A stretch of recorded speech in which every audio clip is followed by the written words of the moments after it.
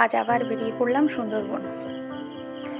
এই বর্ষার সময় ইলিশ মরশুম, এই সময় তো সুন্দরবন যেতেই হবে, কেননা সুন্দরবনে ইলিশ উৎসব শুরু হয়ে গেছে। তো আমরা সবাই রেডি, এই যে সবাই বসে আছি।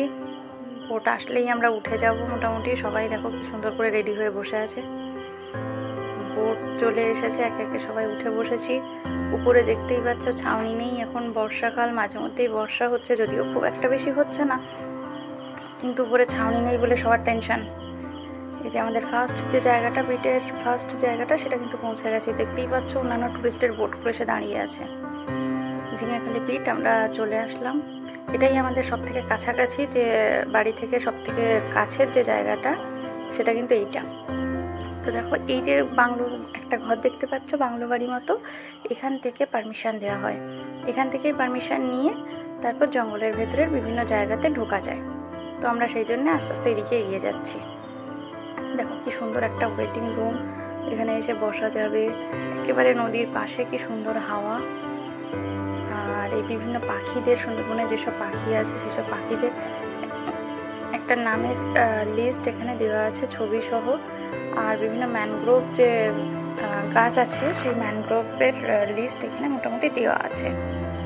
যে দূর থেকে দেখা যাচ্ছে কিছু, এইটা কিন্তু গোলপাতার ফল, দেখো দেখতে কি সুন্দর। আর গোলপাতার জঙ্গলের মধ্যেই কিন্তু মেনলি সুন্দরবনে বাঘ থাকে। তো গোলপাতার ফলটা এখানে দেখা যাচ্ছে। আর একটা এই যে এই ফলটা দেখছো, এটা বেলের মতন দেখতে লাগছে, কিন্তু বেল নয়। ভেতরটা দেখো এরকম চারদিকে সব কাঁটা তারের বেড়া দেওয়া, জাল দেওয়া পুরো। এই যে এখানে বন্য প্রাণীকে যেন কোনোভাবে বিরক্ত না করা হয়, তার জন্য একটা দেওয়া আছে। এই যে একদম ভেতরে গিয়ে কিন্তু এই বাংলো বাড়িটা, অনেকটা ভেতরে এটা। আর দেখো চারপাশে কি সুন্দর হয়ে এই শ্বাসমূলগুলো দেখা যাচ্ছে এখানে। এখানে খুব ভালোভাবে দেখা যাচ্ছে শ্বাসমূলটা। সুন্দরবনে তো মানুষ এই আকর্ষণেই যায় শ্বাসমূল দেখতে, ম্যানগ্রোভ জঙ্গল দেখতে। তো দেখো কি সুন্দর দেখতে। এবং এদিন কিন্তু বৃষ্টি পাচ্ছিলাম, কিন্তু রোদও ছিল। ভেতরে এইভাবে কি সুন্দর করে সাজানো, দেখো দেখতে কি অসাধারণ। একটা বন বিড়ালের ছবিও দেওয়া আছে, ছবি ঠিক না, একটা ফর্সো একটা বানানো আছে। এই যে ভেতরে ডলফিন লেক মতন বানানো। দেখো বানর বসে আছে, দূর থেকে দেখা যাচ্ছে। আমরা কিন্তু এগুলো ওয়াচ টাওয়ার থেকে দেখছিলাম, উপর থেকে। আর ভিতরে বিভিন্ন রকম ফুলের গাছ আছে। তো আমরা আজকে আর বেশিক্ষণ এখানে থাকলাম না, কেননা আমরা অনেকটা দূরে যাবো। এই যে আমরা বেরিয়ে আসছি, এসে আমরা আমাদের বোটটার সামনে দাঁড়িয়ে আছে, ওই যে দেখা যাচ্ছে। আমরা উঠে যাবো এক্ষুনি, উঠেই আমরা পরবর্তী ডেস্টিনেশনের দিকে এগিয়ে যাব, কেননা আমাদের একটু বেলা হয়েছে। এই যে দেখতে পাচ্ছ একটা ছোটো নৌকা, এই নৌকাগুলো কিন্তু জঙ্গলের ভিতরে মাছ ধরতে যায়। ছোট ছোট যে খাঁড়ি, সেই সব জায়গায় চলে যায়।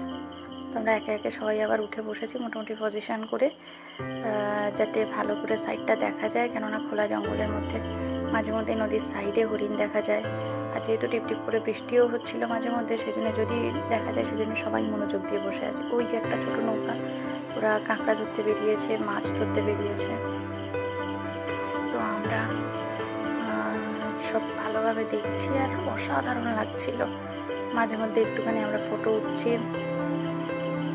এই যে দূর থেকে দেখা যাচ্ছে, এটা কিন্তু একটা লঞ্চ, ওটার কাছাকাছি আমরা যাব একটু পরেই। তো ব্রেকফাস্ট চলে এসেছে, সবাই ব্রেকফাস্টে ব্যস্ত, কেননা খিদেও পেয়ে গেছে। আর দুপুরে তো ভালো খাবার আছে, কিন্তু সকালেও ভালোই ছিল। আর মেঘলা হয়ে আছে আকাশটা, দেখো।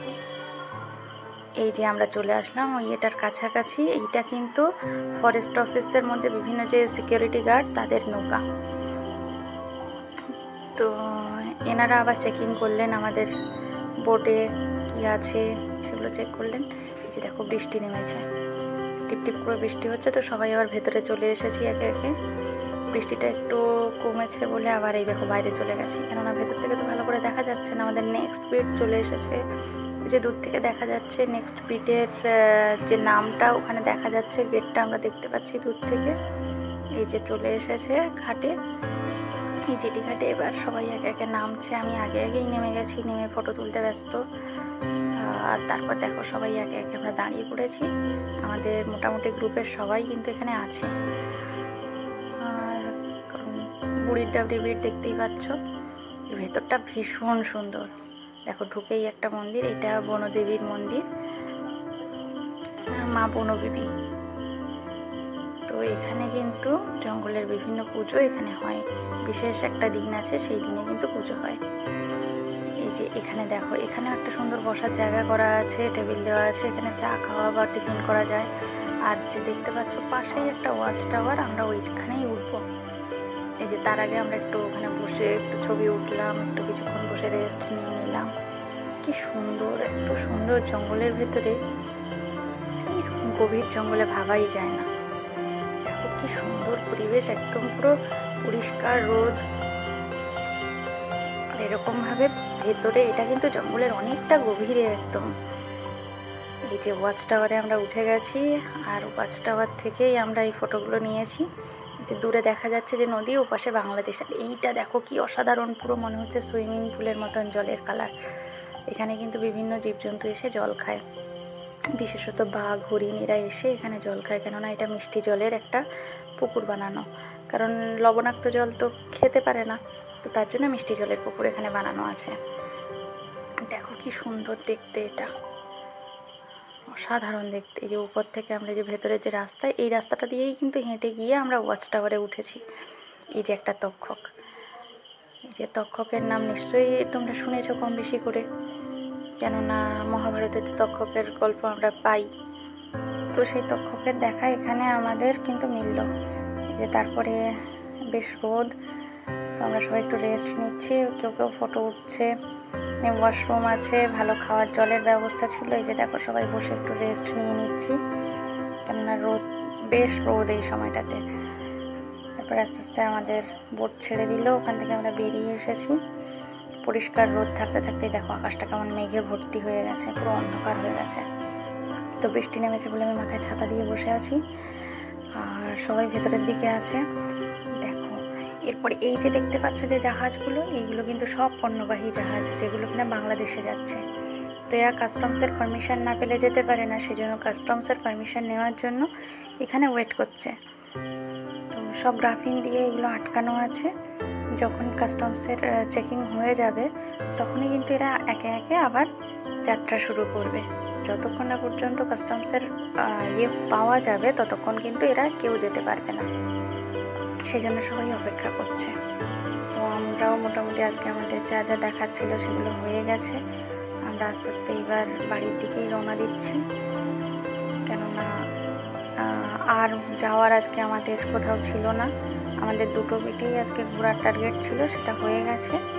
এবার আমরা আস্তে আস্তে ফিরছি। দেখো কত কাছ থেকে জাহাজগুলো দেখা যাচ্ছে, দূর থেকে দেখা যাচ্ছিল আগে, এবার কিন্তু একদম কাছে চলে এসেছে। এবার আস্তে আস্তে বাড়ি ফেরার পালা। দেখো সবাই আস্তে আস্তে নেমে গেছে, নেমে যে যার বাড়ির দিকে